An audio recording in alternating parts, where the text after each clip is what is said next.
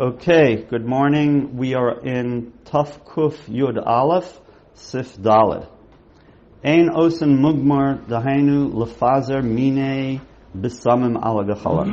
You are not allowed to do incense on Yantif. And he explains that means to spread out different kinds of good smelling incense. Different kinds of besamim that typically burn, and their smoke gives off a good smell. So you can't put them ala gechalim. Bein lahariach uvein lagamra habayis o hakelim. Either because you want a good smell, or if you're actually trying to smoke out the house or particular kelim. So you can't do that. So what? Clothes. I'm sorry? Kelim means clothes. Yeah. Dry cleaning. Yeah. So the main point behind the mugmar is because it's eno shavel kol nefesh, that only fancy people, typically, at least at some time in history, probably now too, would do incense. Even if maybe having a potpourri in a bathroom is very common, but doing this mugmar to have a lit incense is not something that everybody enjoys. And so it doesn't fall under the heter of Ochel Nefesh, and so it's asur to do. Now it's asur both to make the smoke just for smell, but it's also asur to smoke something, to smoke clothing. There was a time when people would use smoke to get lice out of clothing. Right, but more so to put a nice smell in it. There's another issue of nolad in creating a smell in an object. So we're going to see about an esrog, right? If you had an esrog in an esrog box with the flax, it's like hair. Right, so if it had been there for a while, and so the smell from the esrog already got into the flax, so you can take it out and you can put it back, because it's not going to create a new smell in the flax, because the smell is already completely ingratiated in it. But to put it in there for the first time would be asur. So you're not allowed to generate a smell in something that's a form of nolad. So that's the other issue that we're dealing with here. But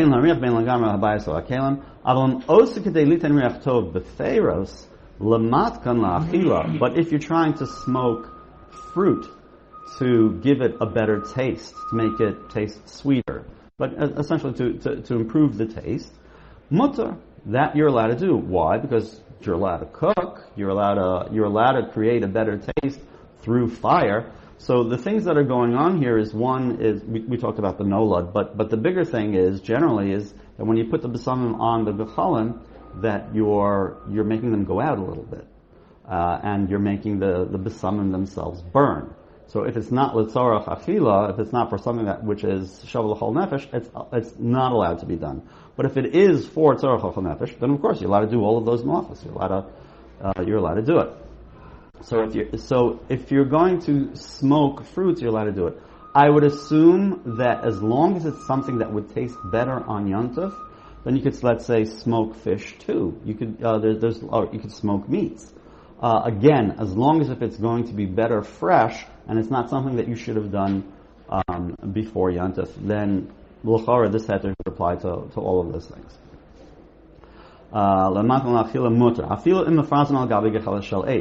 So then once it's being done for food, you're allowed to do it even if you're putting this smugmar, even if you're putting the smoking material on top of coals of wood where the wood coals are going out a little bit by you putting it down. Haga, v'asalis kos mevusam al habagadim. So in the same way that you're not allowed to smoke clothing, you're not allowed to have this kos which gives off a good smell, a cup of something that gives off a good smell. You're not allowed to sweep it over clothing to generate that smell in the clothing, mishum de moled bahem recha, because that's the problem of moled. Magid and Magas tree. Taf Kuf Yud Beis Shlo Lavash L'Tzorach Kusim B'Yom Tov V'Vo Gimel Seifim. you're not allowed to cook for kusim on Yantif. Aleph, ein mavashel mitzvah kusim b'yomtov.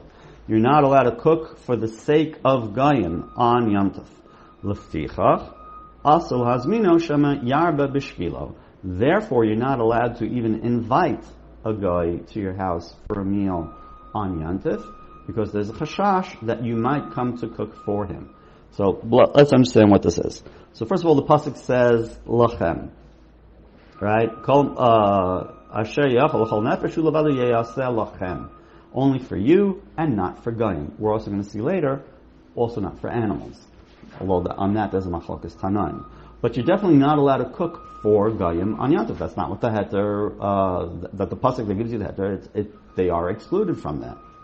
So it ends up that you can feed a guy from your food that you had prepared, as long as you don't make a separate pot or do a separate act of cooking just for the guy. That's what you're not allowed to do. So then we take it one step further, and sometimes we take it 2 steps further, we'll see, that you're not allowed to invite him to come for a meal, because there's a chashash that if you come and inviting him, and if you're inviting him, then by definition he is an adam chashuv to you. You went out enough to invite him, and there's a chashash that in order to impress him or to make him feel better or whatever your motivations are for inviting him, whatever it is, that you might make a pot of something. You might put up a new pot just for that person. Maybe a pot of coffee. Whatever it is, there's a chashash that you might do an act of cooking just for him. Now, just to if you had meat, and just to add a little bit more meat for him, and any of the pieces of the meat could have been for you, and you just gave some of it for him, we'll see that part is mutter, right? So it's only anything which there's a chashash that it will lead to, that you're putting up a new pot for this person, for this guy, that's a problem. Now, Shem Yamar Shvilo is the overriding factor. V'dafka lahazmino, and it's specifically where you're inviting him. But if he just popped in, he's the neighborhood guy, and he pops in sometimes, and he pops in, oh yeah, sure, he could sit down. It's not so much that he's not allowed to eat from your food, it's always you can't prepare for him, because the act of cooking is not allowed for a guy. But if you're cooking for 10 people, his marginal effort for another person who happens to be there, is that still an issue? So we're going to see that if it's guaranteed that that's all it will ever be, then no. But the act of inviting him, there's a chashash that you might put something up for him. All right. So Ikaron, what you're saying is yes, but the way it plays out into the halacha is that's not always true, and so we're going to see when and where. So to invite a guy, even if there's a big family meal and it's just going to be one little prop, but there's a chashash, since you're inviting him, you might put something up for just him. Let's say a pot of coffee, whatever. V'davka lazmino. Even a cup of tea? Oh yeah, right. Yes. Haga leveso. That's where you're inviting him into your home. But to send something to him by sending a guy shliach shari, that would be okay. Because again, the chashash is they're going to put up something special for him because you're being machabed him. But just to send him food, that's not the problem. You can't make it go and send it. Right, you can't cook just for him. Right. But right. And why did he say al yidei kusi? Why do you have to send it through a guy? So that's because there might be carrying issues, or But as long if he lives in the same chutzner, then he would need to be done through a guy. You can send it to him. Or if there's an error. Or if there's an error, yeah, all of those things.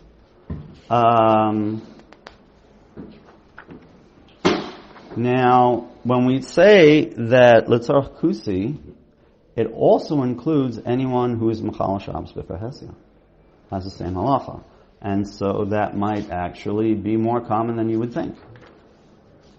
So all halachas apply? Even inviting some who's... Yes. Oh, wow. Yes. So this is not just a far out halacha. This could actually apply to people. So you can't invite a relative who's mafal Shabbos b'far Hesya for Yantif. Be aware of that. That's not a double Muslim. The simple reading of the Shulchan Aruch and the Ramah and the Nosei Kelim here, there does not seem to be a heter there. All right, so this doesn't apply for Shabbos. Right. But you know what? I would say that there's enough to ask a shayla. Okay, this is not. When do I ever invite a guy? It also applies to someone following Shabbos with Hesed.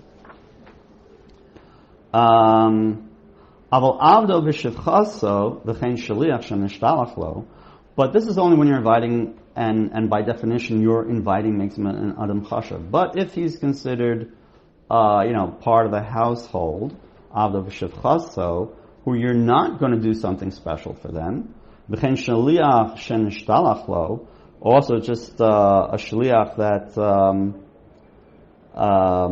that happened to come by.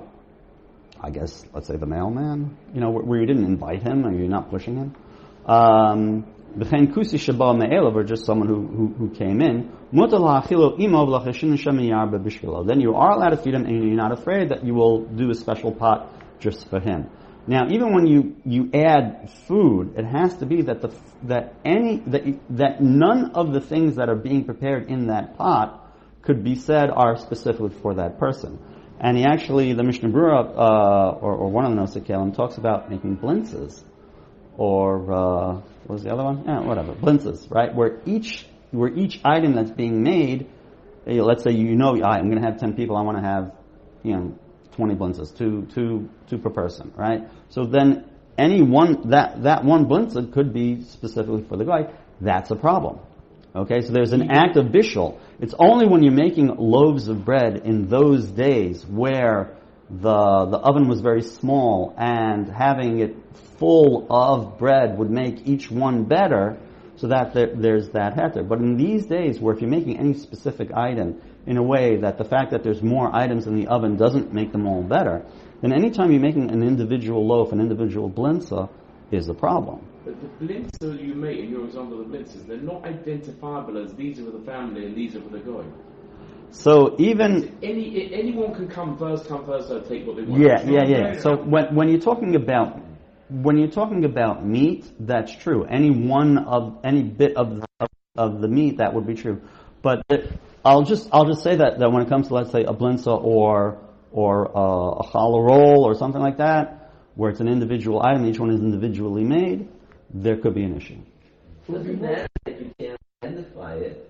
It's just that I know I need 11. So right. I'm making exactly. an extra one. That's the point. It's a nice addition. Yeah. That's separate. That's the problem. Okay.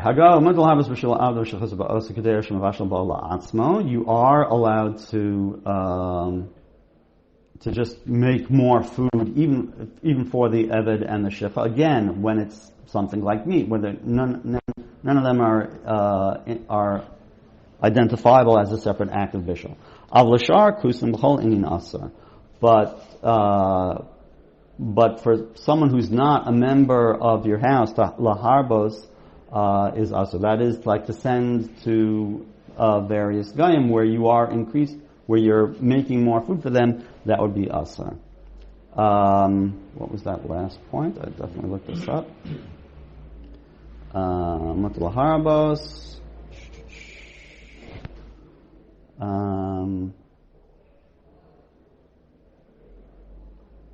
Okay, we'll skip it. The Yisrael ha'ofa b'tana shel kusi, a Jew that is baking in the oven of a goy, v'tarach l'asas lo pas echad, and you have to give him as payment for using his oven, you have to give him a loaf. Lo yiyachid lakusi echad kodem afiyah. You can't say before you start the baking, okay, this is going to be the loaf that I give to the kusi, because then you're baking for him. So that's not good. Does ofer shel kusi. Elayofis stam, you have to say, I'm baking 20 loaves. And then after you have all 20, then you just at random pick one up. Okay, this one's for you. Because then all 20 were for you. But if he knows that he only needs 19 and he's making sure that he has to pay the guy. I'm not sure. Yeah, that it sounds like that would be a problem. That's part of Ochel. Yeah. Because you need that one in order to. I don't know. You I'm have not to say sure. that, otherwise it's still with the blintzes. The same Yeah. No, it's It's definitely a true. killer that there's no comment here from anybody in the Okay. on this line. Yeah. Beis. B'nei hachayil shel kusim shnasu kemach shelhem l'Yisrael lefes lahem pas. So there used to be, over the ages, that Jews had to prepare food for the armies of the country that they were living in, or sometimes those countries that were invading. So you had this requirement to prepare food for them. So sometimes they would supply the wheat, and you had to just do the baking for them. So now it's Yantif. How do you bake for a B'nai Yantif? So B'nei Achal Shel Kusim Shnasu Kemach Shalom Yisrael Lefes Lahem Pas. So how do you get around that, right? So they gave you their flour, and you got to bake for them.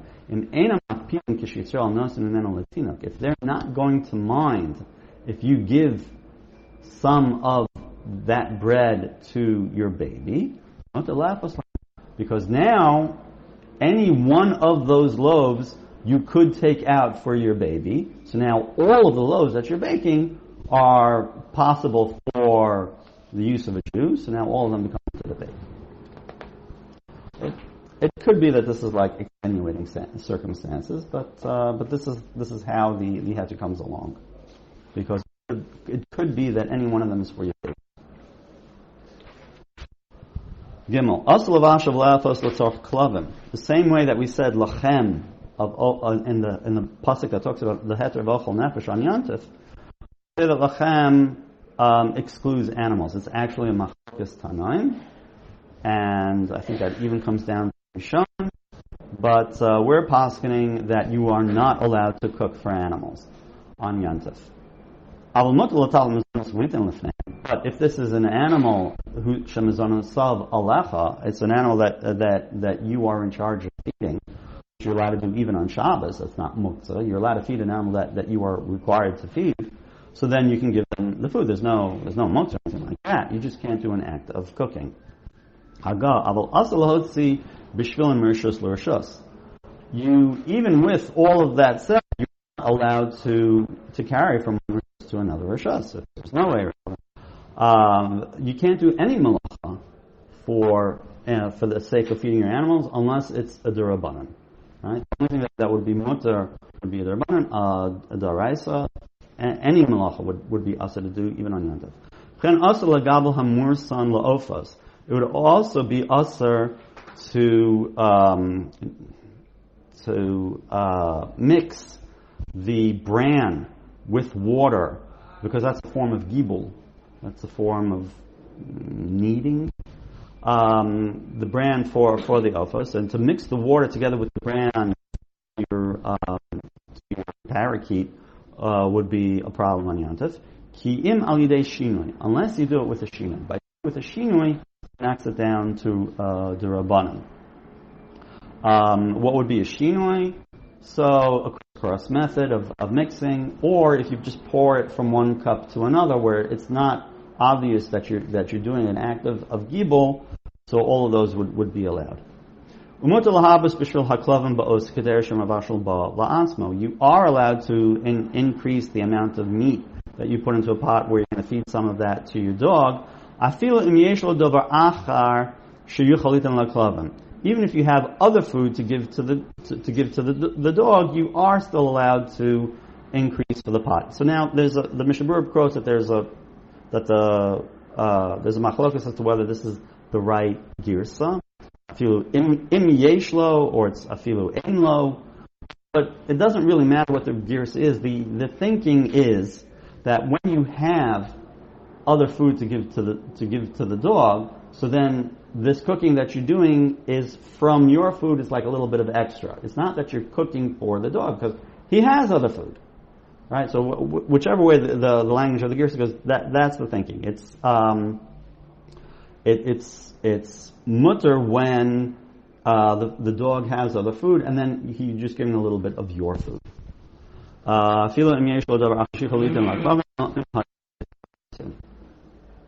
Taf Kuf Yud Gimel, Din Beitz Shnolda B'Yom Tov, Chasifim, Aleph Beitz Shnolda B'Yom Tov Asa Ligaba. An egg that was laid on Yom Tov, you're not allowed to touch it. So the Ramah says, Hagad Dahainu Lataltala, it means to move it.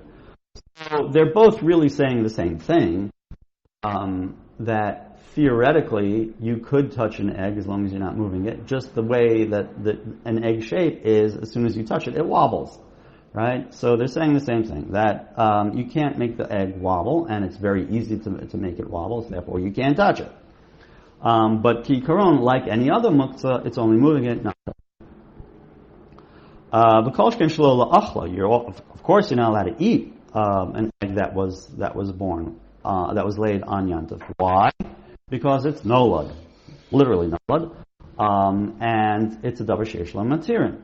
And we're going to say that really affects all of these halachas here.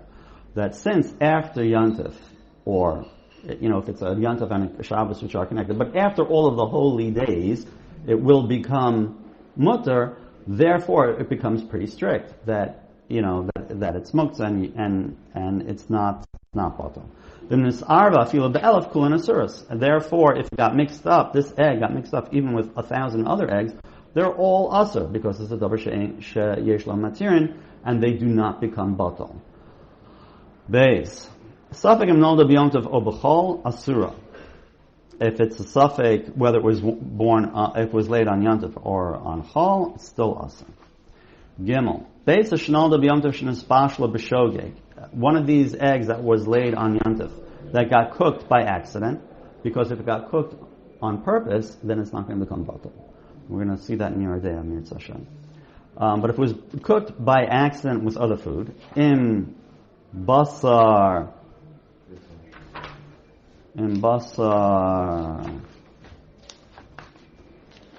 v'tavshel, and yeshishim kenegdo hakol mutar. If there is 60, then it will become batal b'shishim, because it's min b'she'eno mino. But if it got cooked with other eggs, we're going to see that it doesn't become batal. So yeshishim kenegdo hakol mutar chutz min habeitza. But the egg itself does not become batal. It's always known as, and it's always a davar sheish lo matirin. Aval im livno bo hatavsha. But if you use this egg to whiten or to put a gloss on food, v'chayotze b'zeh midi de lachazusa b'tam ma'avid, something that improves the look of the food or that improves the taste, lo batal. Then it does not become batal, because then that becomes a part of that dish. But as long as it doesn't become part of the dish, where you're painting egg on your challah, or you're using that for either and then it's machlokes as to whether you need both the look, improving the look, and improving the time, or either one. But if it just got mixed in by accident, and that means even if it was scrambled, right? But if the egg remains whole, then for sure, then just that egg is asar, and the rest is mutter, unless it's a pot of eggs. We will stop here.